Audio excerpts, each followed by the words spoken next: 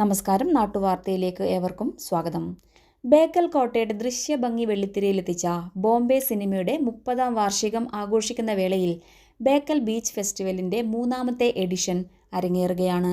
ബേക്കൽ കോട്ടയെയും ബീച്ചിനെയും ലോക ടൂറിസം ഭൂപടത്തിലെത്തിച്ച ബേക്കൽ റിസോർട്ട്സ് ഡെവലപ്മെൻറ്റ് കോർപ്പറേഷൻ്റെയും 30ാം വാർഷികമാണിത്.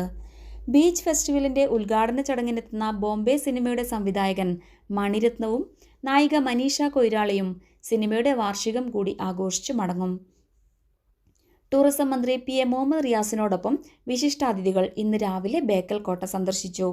1995 റിലീസ് ചെയ്ത ബോംബെ സിനിമയിലെ ഉയിരേ ഉയിരേ എന്ന ഗാനം അക്കാലത്ത് ഇന്ത്യൻ യുവത്വത്തിൻ്റെ ഹൃദയത്തുടിപ്പായിരുന്നു.